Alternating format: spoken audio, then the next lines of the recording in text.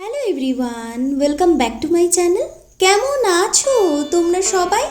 আশা করছি সবাই খুব ভালো আছো। আমরাও ভালো আছি। আজ হলো বুধবার আর এখন ঘড়ির কাঁটার সময় হলো সকাল 8টা। তবে চলো আজকের ব্লগটা এখান থেকেই শুরু করা যাক। আশা করছি আজকের ব্লগটা দেখতে তোমাদের ভীষণ ভালো লাগবে।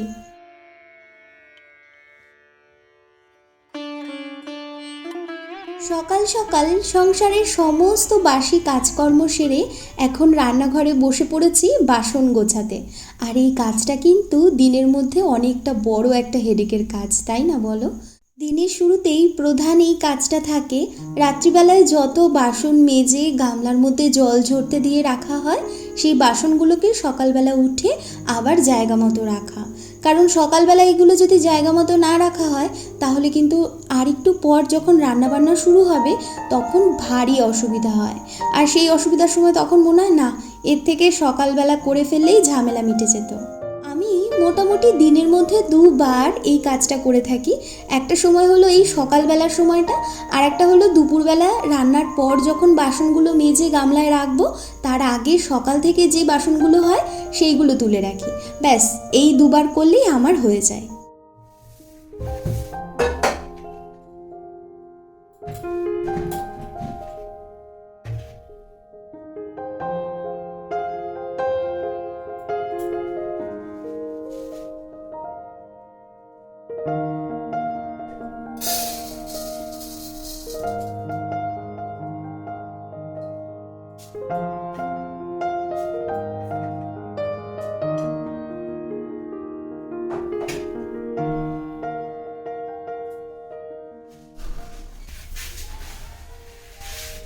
কবে থেকে ভাবছি যে চালটা বস্তা থেকে চালের পাত্রে জায়গা মতো রাখবো, সে আর সময় করে পাচ্ছি না জানো। রোজ ভেবে যাচ্ছি করব করব, কিন্তু এই শুধু ভেবেই যাচ্ছি, হচ্ছে আর না। সন্ধ্যের দিকে হচ্ছে কি, এখন যেহেতু তোমাদেরকে ভিডিওটা একটু তাড়াতাড়ি দেই, মানে ওই টাইমটায় প্রচুর কাজের প্রেশার থাকছে, যার কারণে সময় হয়ে উঠছে না।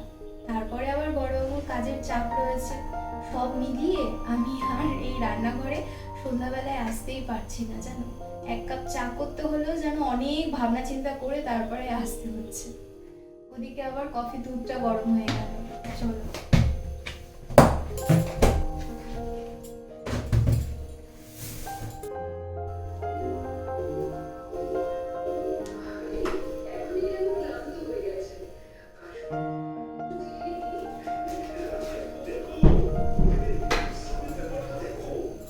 বড়বাবু গিয়েছিল একটু বাইরে, আমাদের অফিসের একটা ভাই এসেছিল, তো ওকে অনেক করে বললাম আমরা দুজন যে এসে আমাদের সাথে একটু চা খেয়ে যাও বা কফি খেয়ে যাও, কিন্তু সে কিছুতেই আসতে রাজি হলো না।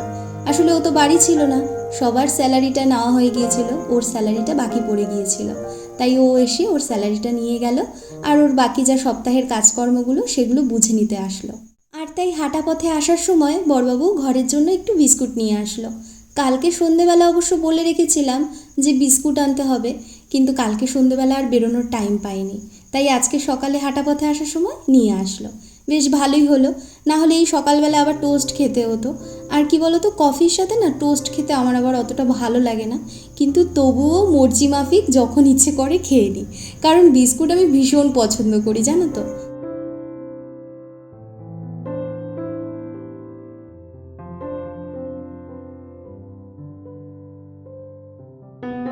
গিয়েছিল গুডডের চকো চিপস আনতে, কিন্তু সেটা নাকি পাইনি, তাই জন্য ওরিও নিয়ে আসলো। আর এই বিস্কুটটা আমি কখনো খাইনি, কে জানে কেমন হবে। এটা নাকি বিগ ব্লাস্টের বিস্কুট, দেখা যাক। তবে বললো এটা নাকি নোনতার সাথে একটু ঝাল ঝালও আছে। যদি ভালো হয় তো ভালো, কিন্তু যদি খারাপ হয় তাহলে এই এক প্যাকেট বিস্কুট নিয়ে আমি খুবই সমস্যায় পড়বো। আচ্ছা, তবে এবার আমরা সকালের একটু কফি খেয়ে নিই। আর যা ঠান্ডা ঠান্ডা আমেজ পড়ে গিয়েছে, এখন সকালবেলা দেখি লিকার চায়ের থেকেও কফিটা বেশি ভালো লাগে। আর তাছাড়া ওর যে পরিমাণ রাত জাগতে হয়, তো সেইখানে না ওর কফিটা লাগে। কফিটা খেলে কি ঘুমটা একটু কম হয়। আর সামনে যে পরিমাণ শীত আসছে, তখন তো কফি ছাড়া কোনো উপায়ই নেই। যাই হোক, চা খেয়ে চলে আসলাম এখন রান্না বসাতে। আর আজকে একদম নতুনত্ব একটা রেসিপি মনের মতো করে ট্রাই করব। আশা করছি তোমাদেরও কাজে লাগবে আর তাছাড়া ভালোও লাগবে। এই যে দেখছো না, ডিম নিয়ে নিচ্ছি, এই ডিমগুলো এখন সিদ্ধ বসাবো। আর ফ্রিজে দেখলাম কি একটু না চিকেনের পিস রয়েছে। ওই আগের দিন ভাই আসলো পর দেখলে না একটু চিকেন আনা হয়েছিল, তো ওইখান থেকে 3-4 পিস মতো সলিড দেখে পিস রেখে দেওয়া হয়েছিল। আমি আসলে বাড়িতে চিকেন আসলে পর মোটামুটি 3-4 পিস 4-5 পিস মতো একদম সলিড দেখে পিস রেখে দিই। তাহলে কি হয়, 2-3 দিন পরে ধরো কোনো একটা কিছু রেসিপি করে তাতে অল্প একটু করে দিলেও বেশ ভালোই লাগে খেতে। আর অনেক খাবারই আছে যেগুলো তো অল্প একটু চিকেন হলেই হয়ে যায়। তাছাড়া দুজন মানুষ তো আর কতই বা লাগে, তাই না? আজকে সেই চিকেনের পিসগুলো ভালো করে ধুয়ে আগে কিমা করে নেব। আর এই ডিম দিয়ে চিকেনের কিমা দিয়ে একদম কষা কষা করে ঝাল ঝাল করে রান্না করব। আমার বর আবার ঝাল ঝাল রান্না ভীষণ পছন্দ করে, একটু বেশ মশলা হবে আর ঝাল ঝাল হবে, এইসব খাবার উনি ভীষণ পছন্দ করে। তবে যেন তেল বেশি না হয়, ওনার এটাই কথা, বুঝলে, মানে তেলটা উনি একটু অ্যাভয়েড করে, কিন্তু মশলাদার খাবার আবার ওদিকে খুব পছন্দ করে। যাই হোক, সেটাই আজকে করব।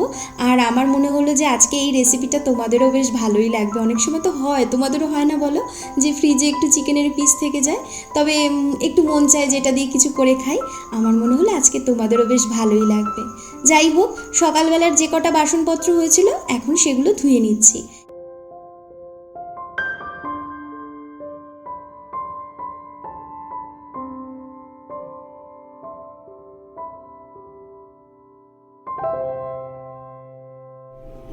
আজকে একটু তেঁতুলের চাটনি করব, ওই জন্য প্রেশার কুকারে একটা তেঁতুল দিয়েছি। প্রথমে ভেবেছিলাম একটাই করব, কিন্তু এখন দেখছি কম হয়ে যাবে, ওই জন্য এই তেঁতুলটাও দিয়ে দেবো। সেই কদবেল আনা হয়েছিল, ওই দাদা দিয়েছিল খেতে, কিন্তু খাবো খাবো করে আর খাওয়া হচ্ছিল না, তা ভাবলাম আজকেই চাটনিটা করে দিই। আর এর মধ্যে ইচ্ছে আছে 2টো টমেটো দিয়ে দেবো, তাহলে চাটনিটা দুদিনই হয়ে যাবে। আর বেশ ভালোই লাগে খাওয়ার পাতে, শেষ পাতে চাটনি খেতে। আর এদিকে দেখো ডিমটা না প্রায় সিদ্ধ হয়ে গিয়েছে, আর কিছুক্ষণের মধ্যেই বন্ধ করে দেবো। এই দেখো, এখানে 3টে টমেটো দিয়েছি, মিডিয়াম সাইজের 3টে পাকা টমেটো কেটে দিয়ে দিয়েছি। আর এই যে কাঁচা তেঁতুল দিয়ে দিয়েছি, আর দেবো একটা লঙ্কা, আর লবণও দিয়ে দিয়েছি। ব্যাস, এবার 2টো সিটি দেবো, তারপরে হয়ে যাবে।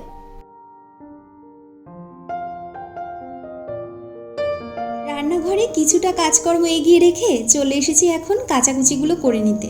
আসলে কি বলো তো, বেলা যেহেতু ছোট হয়ে গিয়েছে, তাই একটু সকাল সকাল করে কেচে দিলে না দিন থাকতেই শুকিয়ে যায়। আর তাছাড়া প্রতিদিনই আমার এই টুকিটাকি কাচাকুচি লেগেই থাকে। আসলে এটা আমি আমার মায়ের থেকে শিখেছি।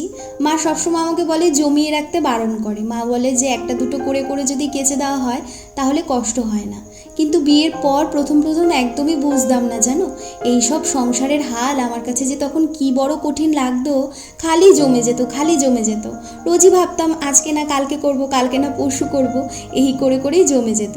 তবে হ্যাঁ, এখন অনেক কিছু আমি শিখে গিয়েছি।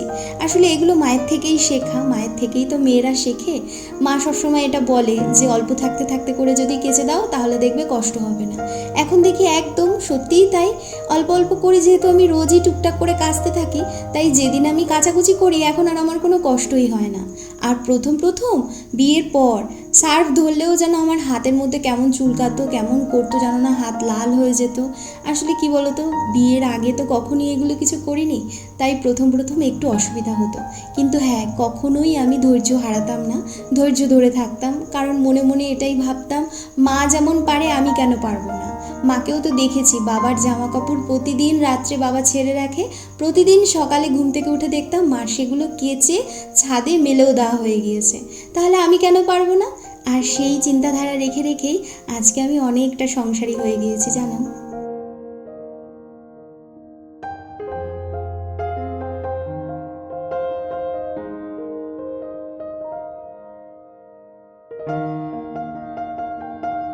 ব্যাস, জামা কাপড়গুলো শুকোতে দেওয়া হয়ে গেল। এখন এসছি একটু পাপোশগুলো রোদে দিতে। ওইদিকে ছাদটা আর দিলাম না, এইদিকে ছাদটাতেই পাপোশগুলো দিয়ে দিলাম। ইটগুলো এইদিকে রয়েছে তো, এবার চলে এসেছি রান্না করতে।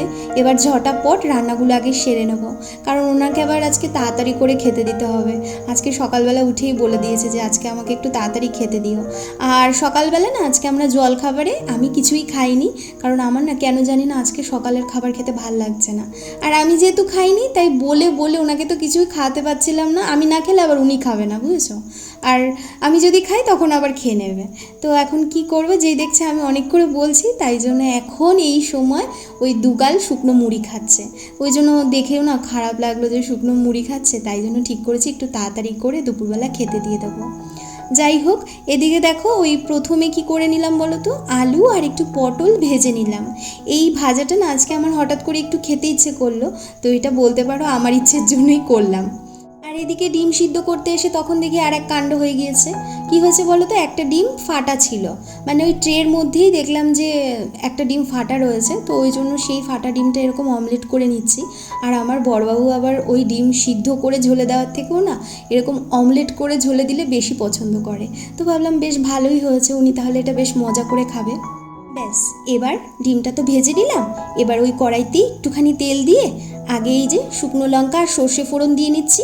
এবার ভাবছি চাটনিটা আগে করে নেব, তাহলে কি হবে, দুটো পদ হয়ে গেল। এবার শুধু তরকারিটা হলেই হয়ে যাবে।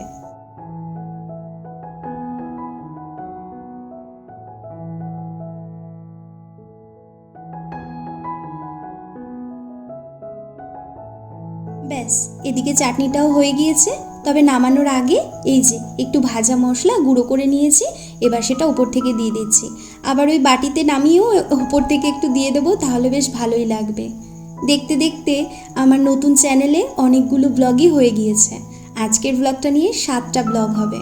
প্রতিটা দিনই ভিডিও আপলোড করার পর গুনে গুনে দেখি নিজে যে কটা ভিডিও এখন পর্যন্ত আমি আপলোড করেছি। সত্যি ভীষণ ভালোবাসা জন্মে গিয়েছে চ্যানেলটার প্রতি। সবে তো মাত্র এই পথ চলা তোমাদের সাথে আমার শুরু হয়েছে। এই পথ চলা এখনও অনেক বাকি রয়েছে, তবে আগামী দিনেও এই পথ চলা যাতে আমার কাছে অনেক বেশি সহজ থাকে, সেই জন্য তোমাদের কাছে একটাই অনুরোধ করব, তোমরা কিন্তু আমাকে একইভাবেই ভালোবেসে যেও আর আগামী দিনেও আমার পাশে একই রকমভাবেই থেকো। আর হ্যাঁ, তোমাদের কাছে আরও একটা অনুরোধ করছি, আমার ভিডিওটি যদি ভালো লাগে তাহলে কিন্তু অবশ্যই একটা লাইক দিয়ে দিও আর কমেন্ট করে জানিও ভিডিওটা তোমাদের কেমন লাগছে। যাই হোক, তোমাদের সাথে গল্প করতে করতে এদিকে দেখো রান্নাটাও অনেকটাই এগিয়ে ফেলেছি।